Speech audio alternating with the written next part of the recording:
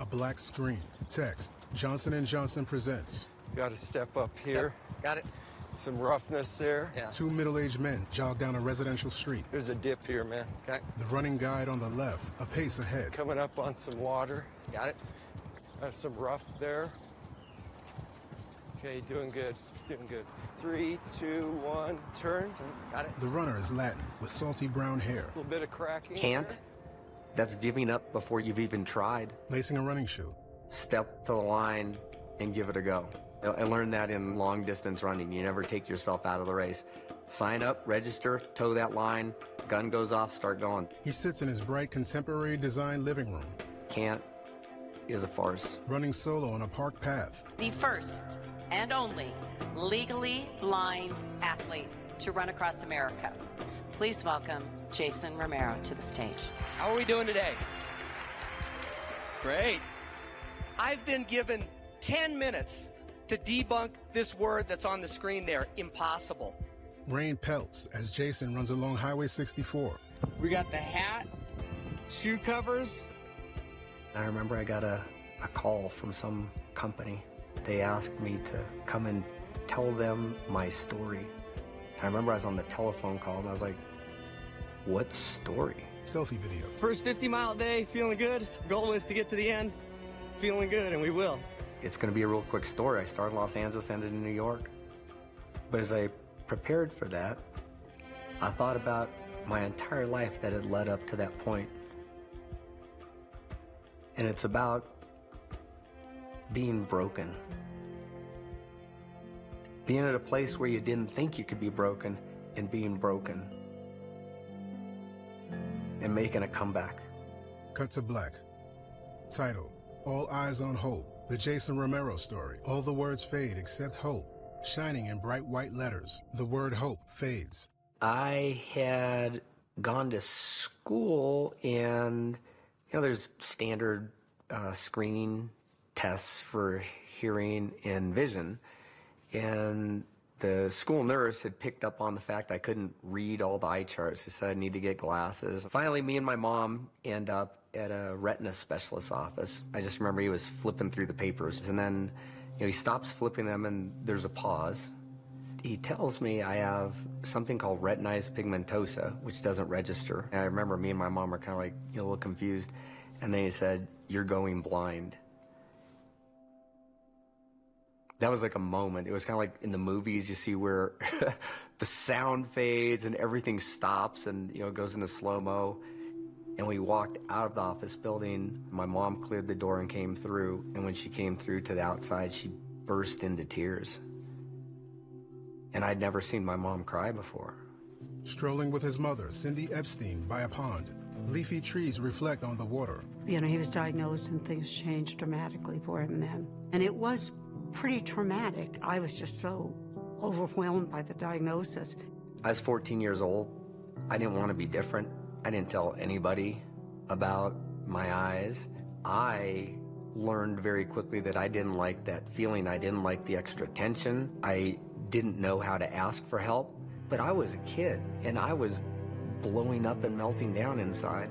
He didn't really tell people he had a visual loss, a visual impairment, so he just kind of pretended he didn't until it overwhelmed him and he could no longer. A woman's hand moves a piece on a marble chessboard. Jason leans in. I'm in my pawn. He wears a running headband light. Uh-oh, what are you trying to do? Raises her eyebrows and smirks. Defense. His daughter, Sierra Romero. I feel like when I was younger, I didn't notice it as much, just because he also didn't share that with us when we were kids. Growing up, it was more just, these little quirks that I had noticed. She lifts her queen. He aims his headlamp toward it.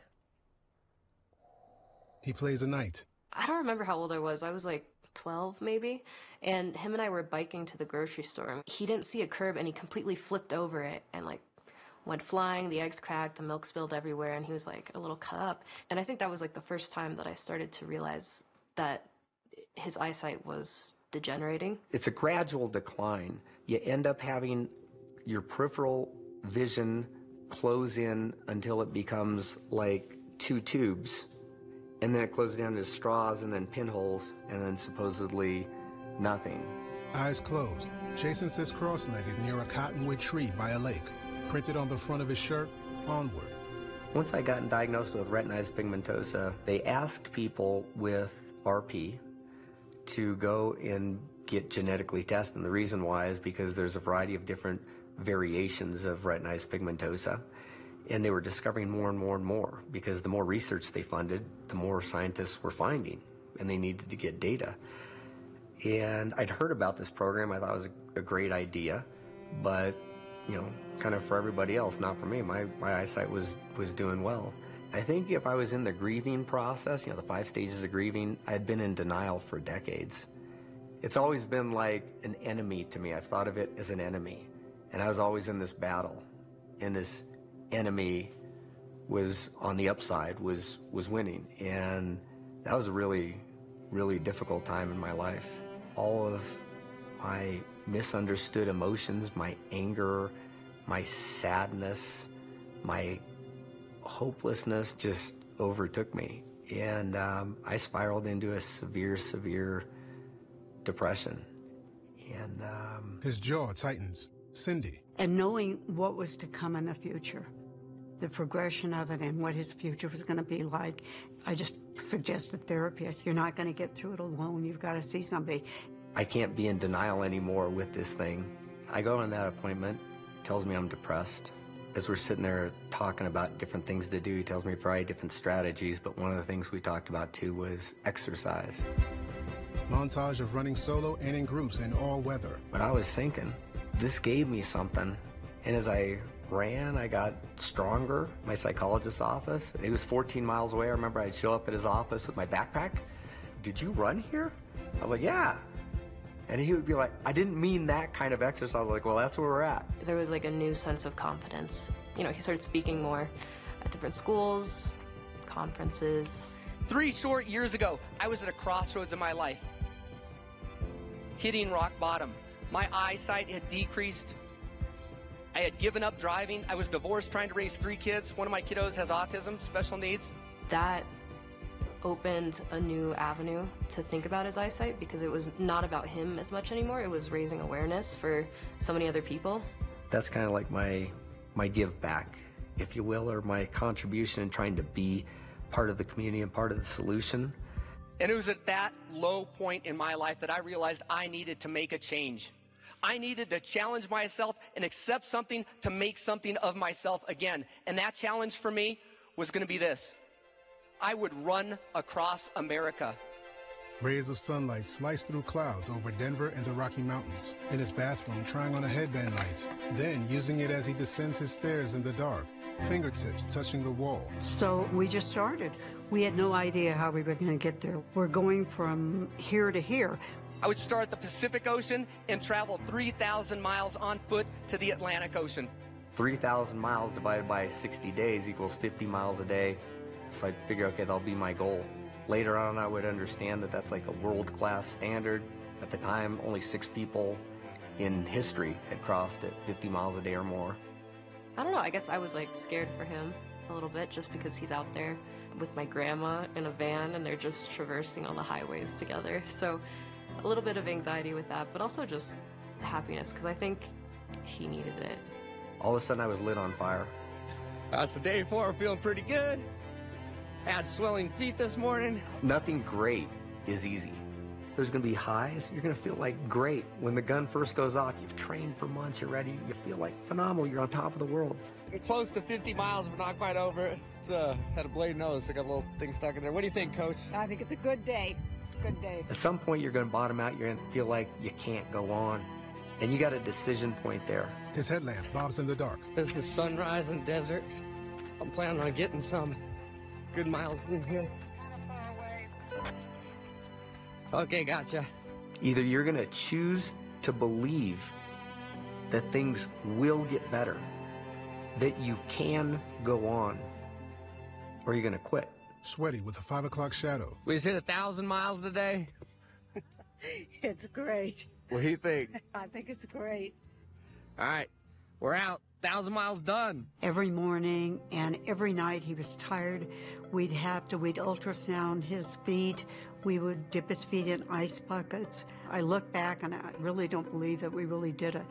How unrealistic that is. It's harder and harder for me on a daily basis to start going in the mornings. And once I get running, I notice I snap out of it, but in the mornings it's just getting harder and harder to start. It's interesting.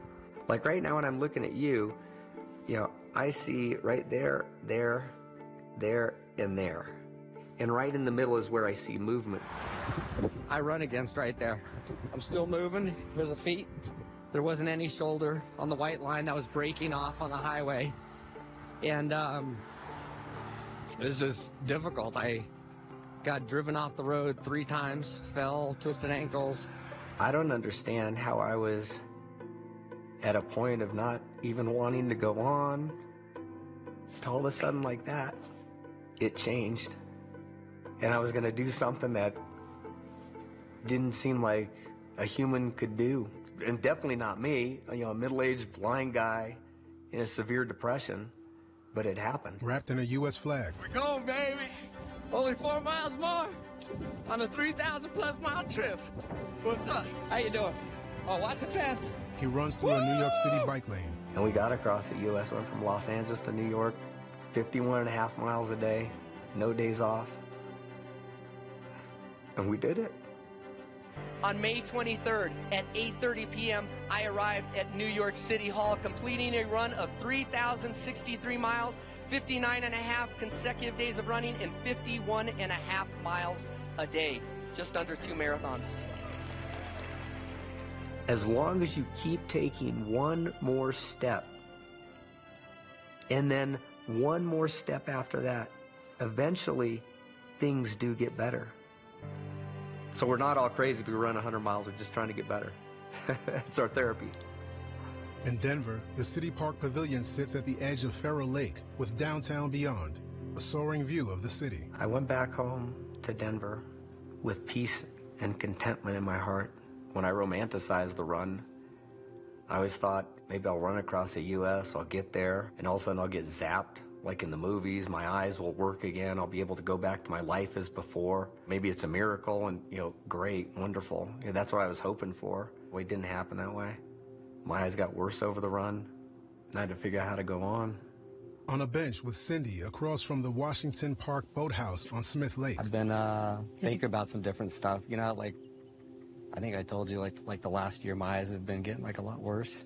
And they have genetic testing, and you sign up for it, and you go in, and they get your genetic markers, and they figure out what kind of RP you have. I guess there's a bunch of different mutations or variations or something like that, but I thought about that a lot more since I've, it's gotten worse for me. I know a couple of my buddies have had it, but depending on what kind you have, you could potentially get into clinical trials. There's no downside. It helps more people to get more information. But there's no negative to it as I see it. Do you? It's non-invasive. It's a blood draw. It's really hard to, go back into it. I don't go to the eye doctor every year because I hate to hear, you're going blind every year. There's nothing we can do. But maybe if I go and do this, maybe somebody else in the future would hear, you have RP, you're potentially going blind, but there's something we can do. And maybe, that contribution hopefully can make a difference to somebody else if it doesn't make a difference to me. I've thought about it, and it's the right thing to do, and I'm going to do it. Good for you, and I'll support that. He shrugs and turns from Cindy to face the lake. A breeze makes ripples on the water's surface. Now the sun is low. Sprawling clouds reflect on the water. A close-up of his face, chin up, as he sits by the trees. Driving to UC Health's Sue Anschutz Rogers Eye Center. Then he steps out of the car and unfolds his white cane. I'm going through the genetic testing process. And what I've learned is that the process actually is not that difficult. I made an appointment with a retina specialist. Have a bright light here. Okay. Flash or no? No flash. Okay. There. And I'll have you look up for me. And look left, inside of the eye. And that's kind of what gives rise to the term pigmentosa part of the retinitis pigmentosa. He sat and had a consult with me, answered so many questions that I never had answered before, became extremely educated on the eye disease I have. And just a kit from the testing lab. Basically, we're going to rub it a few times on the inside of the cheek, and then we'll... He took the time to spend with me and made me feel like a human. The genetic testing process is, in fact, very easy and simple. The two most common ways is what's called a cheek swab. So it's a soft little sponge that's used to rub the inside of the cheek. The other option is a simple blood draw. It can be done in the office at the time of the patient visit. There can be genetic testing kits that can be mailed or sent to the patient, and they can collect the sample themselves, and it only takes a few minutes to do. He swabs Jason's cheeks. That's it? That's it. That's all I have to do? All it is. It was a really, really pleasant experience to encounter Dr. Mathias. This guy taught me things that I didn't know. This happened as a result of engaging in genetic testing, something that I was avoiding, for many, many years. Jason sits alone in a church pew. One wall is lined with 5 stained glass windows depicting crosses atop rolling mountains. I'm worried about results. By the lake with Cindy. I could hear something that I don't want to hear. Yeah, that's the reality of life, and I've thought about that before. Sierra. In the past few years, I've noticed that it's like in a new stage of deterioration. I feel like when I look at him, I can't tell if he's like really looking at me and if he can really see me. What are you going to tell me when I can't see anymore? This is a good question, Jason. For me, it almost became a relief because it was such like a struggle, like trying to see. I'm trying to see what's going on. And then when I couldn't anymore, I just got to let go and then learn a new way. I think the buildup can be harder than the actual experience. And I hope that's true for you, too. His friend, Luann Burke. I'm coming in for a hug. All righty. You can handle anything. You can. He smiles at Luann. Then he rides through a neighborhood in the back seat of a car. I'm on the way to Anschutz Eye Center, and I'm going to get test results for some genetic testing I did with my eyes. And I'm not really sure how I feel. They pass one-story homes. Probably a lot of different emotions, but confusion, maybe some fear. I'm also excited, and whatever happens, happens. He sits in the eye exam room chair. Hi, Jason. How are you? Hey, long time no see. It's a pleasure to see you. So how have you been? Doing good. Okay, good. Doing good. All right. Yeah. Well, great. I know it's been about 2 months since we last met, and we did the test, and we got the results back. The results came back negative.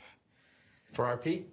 I don't have RP? Well, so we can basically get three results. We can get a positive result where we identify a misspelling in the gene that's known to cause a problem. The second result we can get is an inconclusive result. We can sometimes identify misspellings in the gene, and we're not really sure if they cause a problem or not. The third result we can get is a negative result, meaning we look at all the genes that we know may cause retinal disease or an inherited retinal degeneration, and that we don't find any misspellings that are reported in any of those genes at all. For negative results, if we don't find anything, we may just retest or consider retesting 4 to 5 years from now. If we don't find the gene, it's still important to know that there's a lot of research that's what's called gene agnostic. What that means is that it doesn't matter if we know the gene or not. There's a lot of research looking at using different therapies to try to regenerate vision or preserve vision. I thought I'd be able to go to the DMV, tell them I was negative, and get my license again. No go? I know. We're not quite there yet. Not going to happen. Text. Retesting is recommended for negative or inconclusive results. Jason out on a solo run. Once we identify a gene in a patient, then we're no longer looking for a needle in a haystack, so we can look for that very specific misspelling in other family members to determine if they are, in fact, at risk for developing RP. It also is very important in guiding conversations about potential research or potential therapies for retinitis pigmentosa, what avenues of research they may or may not be eligible for, and what we, as a team, the patient and myself should pay attention to over time. With Sierra. It was a really good experience, and I didn't expect that at all. I didn't expect to be talking to you right now. I figured I'd be out on a run trying to work through all the emotions that I was feeling. You gonna go run later? Heck yeah. Okay. Do you think I should? Probably. Once you get to the state of actually having that appointment with your retina specialist, it's streamlined. And the other thing too is all those amazing people and scientists that are, as we speak right here, that are in a lab pulling apart genomes and look at all the stuff that just bores me. They're working hard to help people that they don't even know. And that's a beautiful thing. And, just for that reason alone, I want to be part of it. We can help somebody else. Let's be part of that. In life, we will all have adversity. We know that. But we do not need to face that adversity alone. We have families, friends, great organizations that will support us. There's a long time in my life that I was not real, but it welled up to a point where I had to be real. I had to be me. And I've never been happier. I've never been more fulfilled than just being me. I have a different approach to the eyesight. I'm not pretending to be something that I'm not. I'll walk around with a cane now. I never did that before. That was my enemy. That was my nemesis. That showed the rest of the world there was something wrong with me, that I was broken. Now it's just a tool that I use. A diagnosis doesn't change who you are. Playing with a small black dog on the lawn. It doesn't dictate the direction or the future of your life. It doesn't define who you are. It's just a characteristic. All that we have to do when we're in our lowest of lows is believe that we are possible and take that next step. My name's Jason Romero. You've been a great audience. Thank you very much. He shows off a running shoe with the toe box cutaway and a resealable plastic bag partly duct taped to the sole. Sitting on the front steps of his home, Jason faces the camera and laughs with a wide, cheerful smile. Fade to black. There are many individuals like Jason who live with retinitis pigmentosa, RP, but receive negative or inconclusive results from genetic testing. Currently, over 60 genes are known to cause RP, with more being discovered as research advances. This ongoing progress offers hope for a better understanding and new treatments in the future. The American Academy of Ophthalmology recommends genetic testing for most patients with a suspected inherited retinal disease, IRD, to confirm diagnosis, guide management, inform family members of potential risks, and determine eligibility for clinical trials. Learn more about the benefits of genetic testing and emerging science for IRDs at www.eyesongenes.com. Explore the latest clinical trials underway for a wide range of IRDs and be inspired by advancing science at www.clinicaltrials.gov. Individuals featured in this documentary were compensated by Johnson & Johnson for their participation. The video is for informational purposes only and is not intended to be a substitute for professional medical advice, diagnosis, or treatment.